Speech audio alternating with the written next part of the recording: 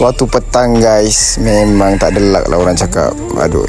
So petang tu aku sajalah nak keluarkan motor, tengok-tengok tayar kempes pula, tak ada angin kan. Jadi kita pump lah dulu kan. Nak ronda-ronda, member aku dah tunggu dah kat bazar tu. Aku suruh dia tunggu jap. Ikutkan aku nak round-round je, tak adalah plan apa. Saja petang-petang nak panas enjin, pusing-pusing.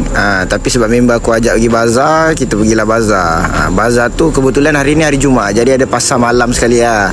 Jadi itulah kena pump nak jalan. Tak tahulah kenapa angin keluar. Aduh. Aku rasa aku dah tukar dia punya nut tube tu, tak tahulah, mungkin ada bocor kot. So bila air compressor pun dah penuh angin, kita masukkan je lah pump. Kita pump secukup rasa bagi boleh nak jalan kan. Nak pusing-pusing je, santai. Tayar depan okey, tak ada apa masalah. Tayar belakang je, aku rasa barangkali dia punya nut ni ada problem kot. Tak apalah, nanti kena check cun-cun punya. Aku dah buat paling cepat lah ni. Harap-harap dia tunggu aku kat sana.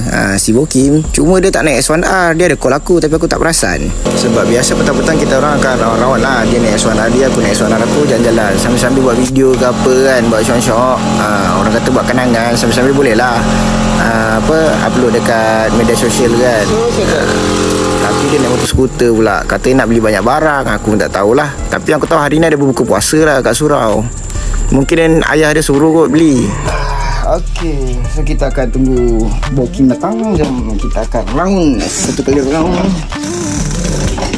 Makin kencun. Ya. Macam so ini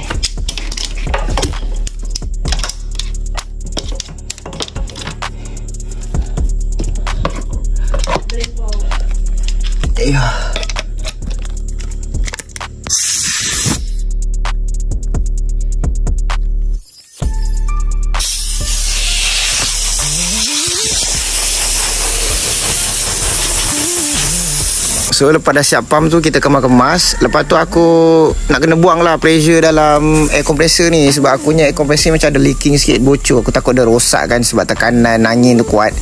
Jadi aku pun tembak lah angin, tembak badan bagi sejuk badan, sambil-sambil kita buang lah angin dalam tu. Nanti bila nak pakai baru hidupkan balik. Sebab yelah, barang dah macam tak okey sangat kan. Dah lama aku beli menatang ni. Let's go. Dah settle semua tu, aku terus gerak, tak cakap banyak. Terus pergi ke lokasi yang telah dijanjikan.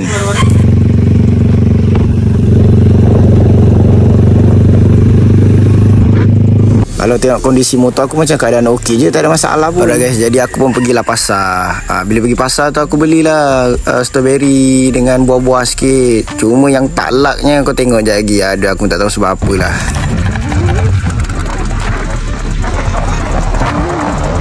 Tiba-tiba kompres hilang. Aduh, aku pun tak tahulah. Gamai kena hantar pomen lah ni. Si bayi ada Bokim. Suka dia tengok motor aku rosak.